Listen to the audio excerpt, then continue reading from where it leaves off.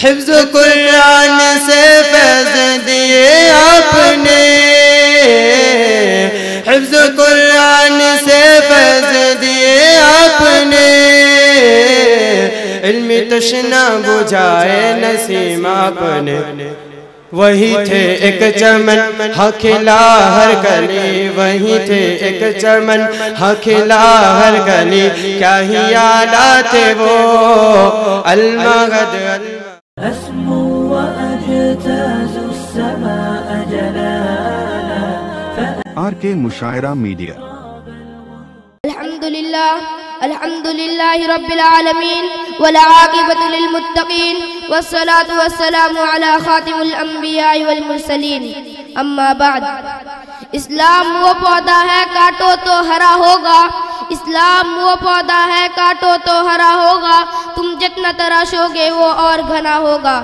سامعین کرام، مہمان عظام، برادان اسلام، اساتذہ ذی وقار، آج کے اس بابرکت پررونق عظیم الشان جلسے میں ایمان کے موضوع پر روشنی ڈالنا چاہتا ہوں۔ چنانچہ آقا رحمت، شفیع محشر، ساقی کوثر، سرکار دو عالم، تاجدار کونین، احمد مجتبی محمد مصطفیٰ صلی اللہ علیہ وسلم کی بعثت مبارکہ ساری مخلوقات کے لیے عام تھی۔ جو ایمان لایا ان کے لیے بھی اور جنہوں نے انکار کیا ان کے لیے بھی، بس جو ایمان لایا اللہ پر اور اس کے رسول پاک صلی اللہ علیہ وسلم پر، مکرم کتب پر، تو وہ خوش نصیب، صاحب عقل، دانشمند، ذی شعور ٹھہرا، ان کے لیے بشارت ہے جنت کی۔ چنانچہ ارشاد باری ہے، جزاؤہم عند ربہم جنات عدن وتجری من تحتها الانہار خالدین فیہا ابدا رضی اللہ عنہم ورضوا عنہ ذلک لمن خشی ربہ۔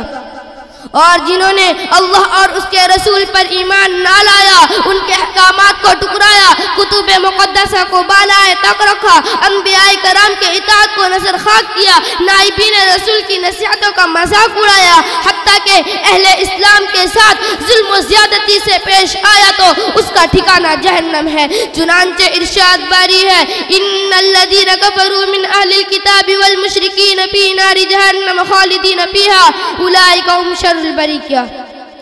ایمان بہت بڑی طاقت ہے، اگر اس کی طاقت ایک پلڑے میں اور پوری دنیا کی طاقتوں کو دوسرے پلڑے میں رکھا جائے تو بھی طاقت ایمانی پروزن عظیم اہمیتوں کے حامل ہوگی۔ نیز جتنے انبیاء کرام علیہ السلام مبعوث ہوئے، ہر ایک نے اپنی ایمانی و روحانی طاقت کے ذریعے خداوند قدوس کے دیے گئے احکامات کو پھیلایا اور دشمنان اسلام کو شکست دی کہ جس کے پاس ایمان نہیں اس کی مثال مٹی کے ڈھیلے کی سی ہے کہ جو چاہے اسے اٹھا کر استنجا خانے یا غسل خانے یا کسی اور جگہ منتقل کر دے، یعنی اس کی کوئی حقیقت نہیں۔ محترم حضرات، بڑی محنت و مشقت کے بعد دولت ایمان ہم تک پہنچی ہے۔ جن جن پریشانیوں کا سامنا صحابہ کرام رضی اللہ عنہ نے کیا ہے، ان کا برداشت کرنا تو درکنار، اس کا ارادہ کرنا بھی ہم جیسے نالائقوں سے دشوار ہے۔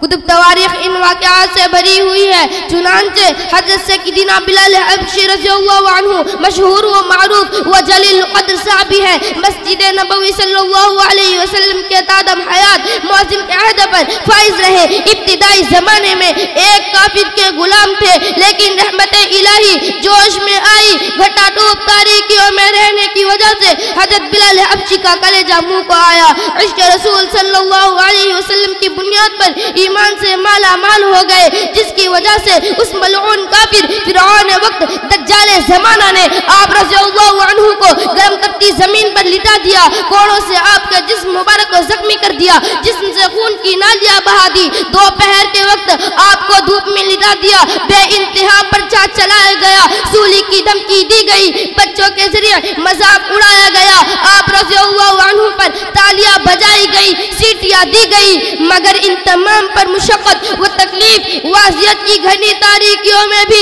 اللہ کے محبوب رسول اکرم صلی اللہ علیہ وسلم کے رفیق، اسلام کے جانسار، واقف اسرار، مؤذن وقت حضرت سیدنا بلال حبشی رضی اللہ عنہ کی زبان پر عہد عہد کی تسبیح جاری تھی۔ کسی شاعر نے حضرت بلال حبشی رضی اللہ عنہ کی باتوں کی ترجمانی کرتے ہوئے یوں کہا ہے، نبی کی محبت میں نکل جائے دم، نبی کی محبت میں نکل جائے دم تو ہو جائے بخشش خدا کی قسم۔ رات کو زنجیروں میں باندھ کر کوڑے لگائے جاتے اور اگلے دن ان زخموں کو گرم زمین پر ڈال کر اور زیادہ زخمی کیا جاتا تاکہ بے قرار ہو کر دولت ایمان سے پھر جائے یا تڑپ تڑپ کر جاں بحق ہو جائے۔ عذاب دینے والے اکتا جاتے، کبھی ملعون ابو جہل کا نمبر آتا، کبھی امیہ بن خلف کا، کبھی اوروں کا، اور ہر شخص اس کی کوشش کرتا کہ تکلیف دینے میں اپنا پورا زور صرف کر دے، لیکن حضرت بلال حبشی رضی اللہ عنہ کی زبان سے بلا اختیار زور زور سے ایمان کی بنیاد پر یہ آواز نکلی کہ خدا کے حضور گردنیں جھک گئی، خدا کے حضور گردنیں جھک گئی تو بلال حبشی کی جنت۔ زندہ رہا تو حقا بول بالا، شہید ہوا تو حقا بول بالا، ایمان پر خاتمہ ہوا تو بلال حبشی کی فتح۔ ایمان کی علاوت منظور ہے، ایمان کی چاشنی منظور ہے، ایمان کے خاطر سر کا تانا مجھے منظور ہے، ایمان کے خاطر دنیا کی تمام پریشانیاں مجھے منظور ہے، ایمان کے خاطر ابو جہل کی لعن و طعن مجھے منظور ہے، ایمان کے خاطر ابی ابن خلف کی شرارت مجھے منظور ہے، لیکن ایک خدا کے علاوہ دوسرا خدا مجھے منظور نہیں۔ حضرت سیدنا ابو بکر صدیق رضی اللہ عنہ نے اس ظلم و تشدد اور نازک حالت میں دیکھا تو ان کو خرید کر آزاد فرمایا۔ بہرحال حضرت بلال حبشی رضی اللہ عنہ کی زبان پر فقط عہد کا ورد تھا۔ یہ تعلق اور عشق کی بات ہے، ہم جھوٹی محبتوں میں دیکھتے ہیں جس سے محبت ہو جاتی ہے، اس کا نام لینے میں لطف آتا ہے، بے فائدہ اس کو رٹا جاتا ہے، تو اللہ کی محبتوں کا کیا کہنا جو دین اور دنیا دونوں جگہ کام آنے والی ہے۔ اسی طرح دولت ایمان کی حفاظت میں حضرت سیدنا خباب بن ارر رضی اللہ تعالی عنہ نے سخت سے سخت تکالیف و اذیتیں برداشت کی۔ شروع ہی میں 5-6 آدمیوں کے بعد دولت ایمان سے مالا مال ہو گئے تھے، اس لیے بہت زمانہ تک تکلیفیں اٹھائی جس سے گرمی اور تپش کی وجہ سے پسینے پر پسینے بہہ رہتے تھے، پھر بھی زبان پر آمنت باللہ و ملائکتہ و کتبہ و رسلہ کا نعرہ بلند تھا، اور کفار مشرکین منافقین کی تمام تدابیر ناکام و نامراد تھی۔ چونکہ ادھر مشرکوں کی تدبیر تھی، ادھر قضاء الہی کا تیر تھا، ادھر مشرکین کی تدبیر دعا تھی اور ادھر حضرت خباب ابن ارد کی مانگی ہوئی دعا تھی۔ دعا پر غالب آ گئی۔ بہرحال دعا فرمائے کہ اللہ تعالی ہم لوگوں کا ایمان پر خاتمہ کرے اور پوری زندگی ایمان کے مفہوم کے مطابق گزارنے کی توفیق بخشے، آمین۔ جان دے دی ہوئی اسی کی تھی، جان دے دی ہوئی اسی کی تھی، حق تو یہ ہے کہ حق ادا نہ ہوا۔ وآخر دعوانا الحمدللہ رب العالمین۔ السلام علیکم ورحمۃ اللہ وبرکاتہ۔